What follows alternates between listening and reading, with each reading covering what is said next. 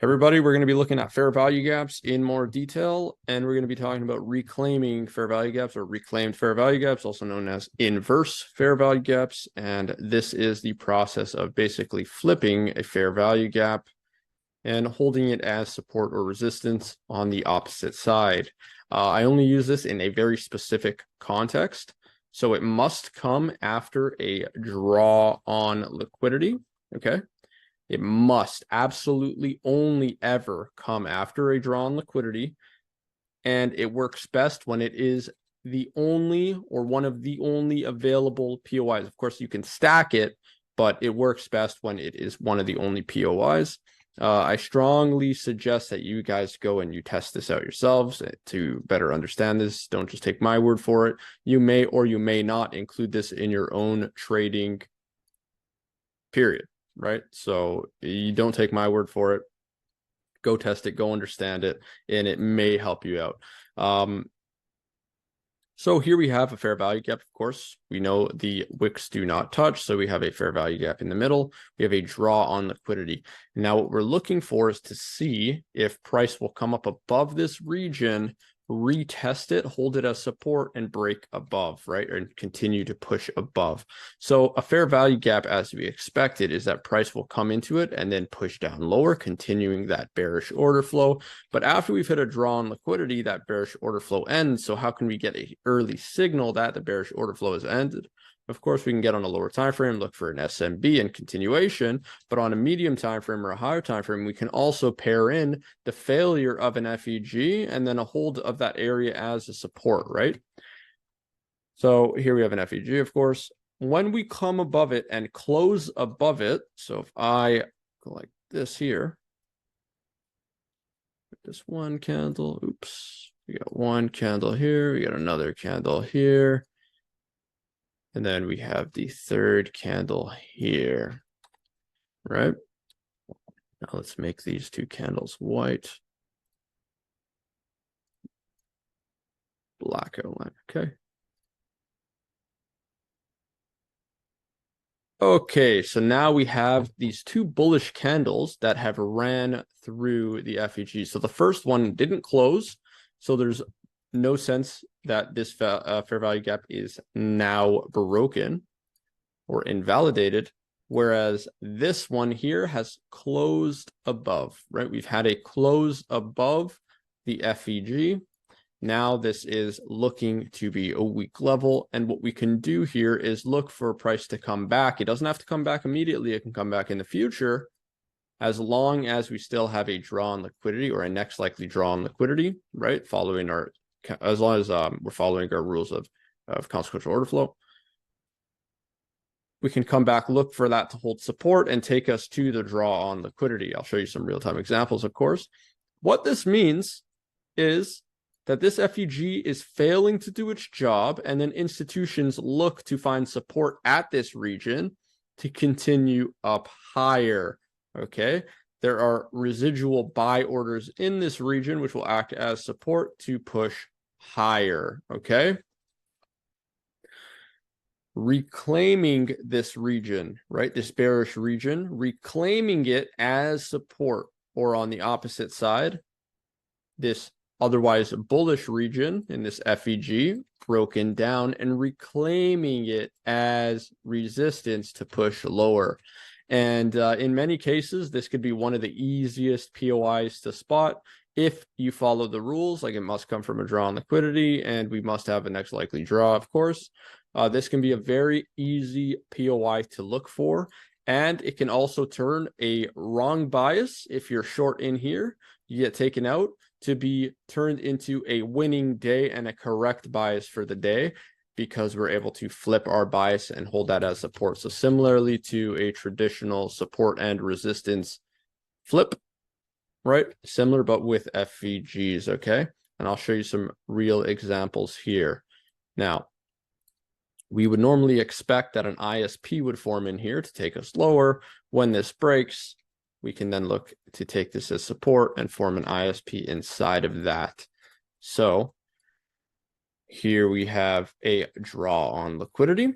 We have an SMB, and then we push back and we return to the type 1 range, and we're expecting that this is a pivot point, right? So the reclaimed FEG must come from an area that is an expected pivot point. So a draw on liquidity, or like a return to a type 1 that's coming from a draw on liquidity, right?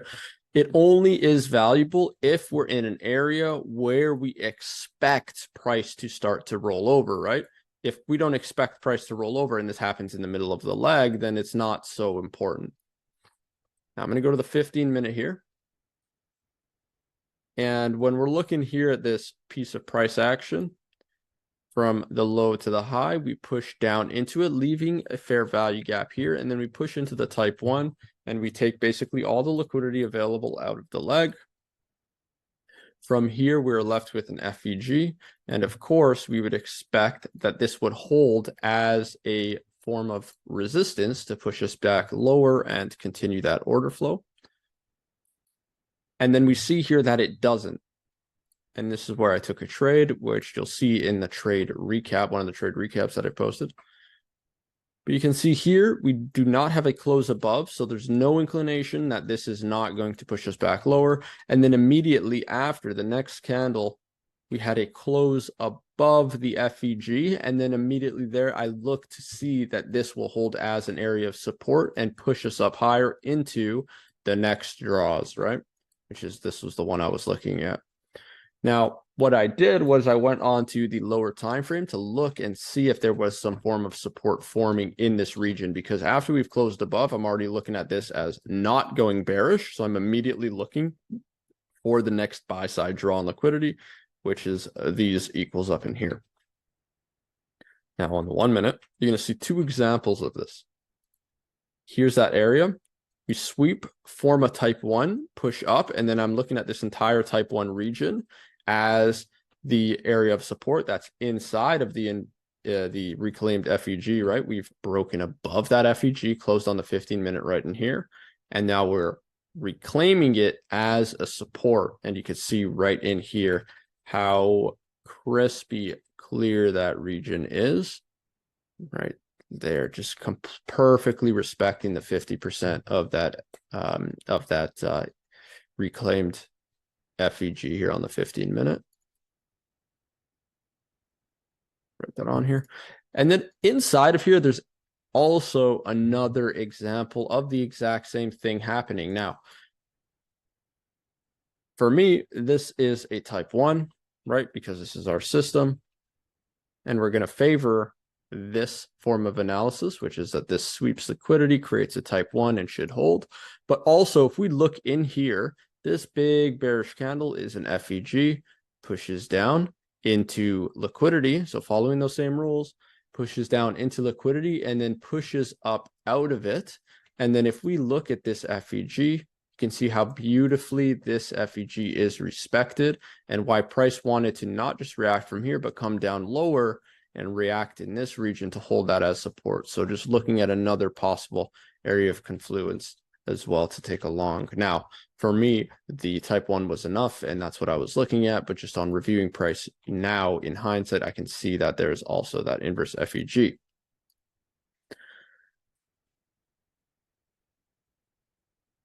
Back to the 15 minutes here. I also want to point out that inverse FEGs really come into handy when you do not have a very clear POI and it turns out to be the clear POI. Okay, so what do I mean by that? Here in this price action here on the 15-minute alone, we don't have an available FEG. We only have this one, right? There's nothing in here for price to come back to. So there's no reason for price to just randomly start to reverse here. There's nothing else to grab onto, right? So we look at this area as a support. Now on the 1 minute where we were looking at, there are multiple clearer POIs, right? We have the inverse FEG here, the reclaimed FEG, right? Reclaiming it as support, but we also have a much easier to spot FEG or easier to spot POI, which is the type 1, right? We have the type 1 sweeping ISP POI, right? All the same thing, order block, yada, yada, yada, right? we've pushed down into liquidity, created a sweeping POI, and we're trading away from it. So this is the clearest one, which is also why I didn't bother to notice the inverse FEG, right? Because I only trade them when it is clearly the driving factor. So you're not going to see them too much, but I do suggest that if you do your research and you test this out and you find some examples of it and then log them as well.